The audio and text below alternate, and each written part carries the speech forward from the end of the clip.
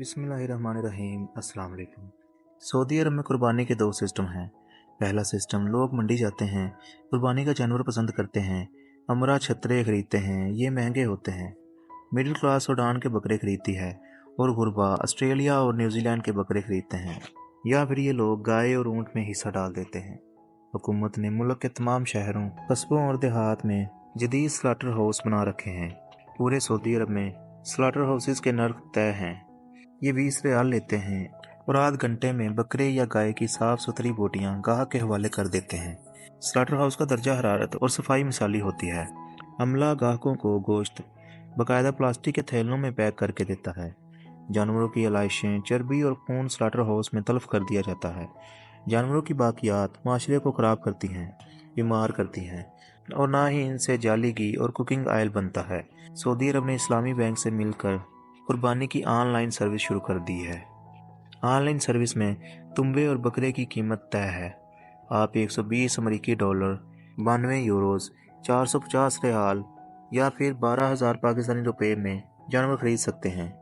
ये जानवर मुख्तलिफ स्लाटर हाउसेज में मौजूद होते हैं। यूँ ही सारिफ की रकम ट्रांसफ़र होती है, स्लाटर हाउसेज वो जानवर ज़िबा कर देते हैं और सारिफ को कुर्बानी की ऑनलाइन इतला कर देते हैं। जानवर की लाशें स्लाटर हाउस में तलफ हो जाती हैं और गोश्त जहाज़ के ज़रिए मुख्तलिफ इस्लामी मुल्कों के गुरबा को भिजवा दिया जाता है। ये सर्विस 2009 में शुरू हुई। ये अब तक 1,96,50,000 जानवर कुर्बान कर चुकी है। इस साल भी इस सर्विस के ज़रिए 7.5 लाख जानवरों की कुर्बानी हुई। मैं यहाँ दुबई की मिसाल भी दूंगा। दुबई हुकूमत ने एक मोबाइल फ़ोन ऐप बना रखी है। दुबई के हज़ारों लोग इस ऐप पर जानवर पसंद करते हैं, रकम अदा करते हैं और वो जानवर हुकूमत के स्लाटर हाउस में ज़िबा कर दिया जाता है और बात ख़त्म। दुबई हुकूमत अवाम को घरों में कुर्बानी की इजाज़त नहीं देती। दुबई का कोई कसाब अगर किसी घर में जानवर ज़िबा करता पकड़ा जाए तो इसे 2,000 दिरहम जुर्माना भी होता है और इसका लाइसेंस भी मनसूख हो जाता है। ये दोनों मिसालें हमसे बेहतर इस्लामी मुल्कों की हैं। सऊदी अरब हमारे दोनों मुक़द्दस तरीन मकामात मक्का और मदीना का निगरान है। दुबई भी हमसे ज़्यादा अच्छा इस्लामी मुल्क है। ये दोनों मुल्क अगर अवाम को घरों में कुर्बानी से रोक सकते हैं, ये अगर कुर्बानी के जदीद तरीन ज़राए इस्तेमाल कर रहे हैं, तो हम क्यों नहीं करते? हम अल्लाह के फ़र्ज़ को सफाई, सहूलत और तकद्दुस के साथ क्यों अदा नहीं करते? और हमारी हुकूमत इस इशू से अलग क्यों है? हमें यह भी मानना होगा, हमने अपने बाबरकत तरीन मजहबी त्यौहार को असराफ, बीमारी और बदनज़मी का अजीम शाहकार बना दिया। हमें मानना होगा, हमने इस साल भी 1,20,00,000 जानवरों की कुर्बानी दी। इन जानवरों की मालियत 300 अरब रुपए थी। अवाम ने 200 अरब रुपए की शॉपिंग भी की। यूँ हमारी ये ईद 500 अरब रुपए में मुकम्मल हुई। मैं इस अमल को गलत नहीं समझता। इससे माशरे में रकम सर्कुलेट होती है, गरीब अवाम को फ़ायदा होता है। लेकिन मुल्क में कुर्बानी के बाद क्या होता है? कौम को इस माशी सर्कुलेशन का क्या क्या नुकसान उठाना पड़ता है, ये इंतहाई अफसोसनाक है। हम हर साल 1.25 करोड़ जानवर गलियों, चौकों और गटरों के करीब ज़िबा करते हैं। जानवरों का खून पूरी गली को गंदा करता है। गोश्त भी ज़मीन और नाली के करीब बनाया जाता है। ये गोश्त किसी भी तरह इंसानी सेहत के लिए मुफीद नहीं होता। हम जानवरों की आलाइशें, आंतें और चर्बी भी सड़क पर फेंक देते हैं। ये आलाइशें माहौल को भी गंदा करती हैं और मुफाद परस्त लोग इन्हें पिघलाकर इनसे बनास्पति घी और कुकिंग ऑयल भी बनाते हैं। यह ऑयल भी सेहत के लिए अच्छा नहीं होता। कुर्बानी के जानवरों की आंतें हॉट डॉग और सॉसेज में भी इस्तेमाल होती हैं। अवाम सॉसेज और हॉट डॉग के नाम पर ये गंद भी खाते हैं। पंजाब फूड अथॉरिटी ने ईद के तीसरे दिन लाहौर से 48,000 और फैसलाबाद से 25,000 लीटर जाली घी और कुकिंग ऑयल बरामद किया। ये ऑयल जानवरों की चर्बी से बनाया जा रहा था। फैक्ट्री में टनों के हिसाब से जानवरों की बदबूदार चर्बी और आलाइशें भी पड़ी थीं। हम गर्म मुल्क हैं, हमारे मुल्क में गोश्त जल्द ख़राब हो जाता है।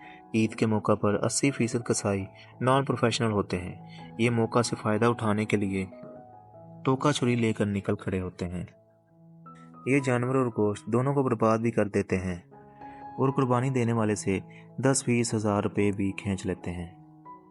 हमारा माशरा मज़ीद दो खौफनाक मसाइल का शिकार भी है। हमारे मुल्क में ईद कुर्बान के दिनों में गोश्त जमा करने वाला एक ग्रुप वजूद में आ जाता है। ये लोग गोश्त जमा करके रेस्टोरेंट्स और शादी हॉल्स को फ़रोख्त करते हैं और यूं कौम 2 माह बाद भी कुर्बानी का गोश्त खाती है। ہم لوگ قربانی کا گوشت اتنا کھا جاتے ہیں کہ ہم ہاسپٹل تک جا پہنچتے ہیں۔ عید قربان پر ہاسپٹل میں جگہ نہیں ملتی۔ پاکستان میں ہر سال عید کے بعد دل کے مریضوں میں 10% اضافہ ہو جاتا ہے، اور اس کا سبب صرف اور صرف گوشت ہوتا ہے۔ یہ سارے مسائل حکومت کی توجہ پہ طالب ہیں۔ ہماری حکومت اگر تھوڑی سی توجہ دے دے، یہ قربانی کے معاملے کو بھی کنٹرول میں لے لے، تو عوام اور معاشرہ بھی بچ جائے گا۔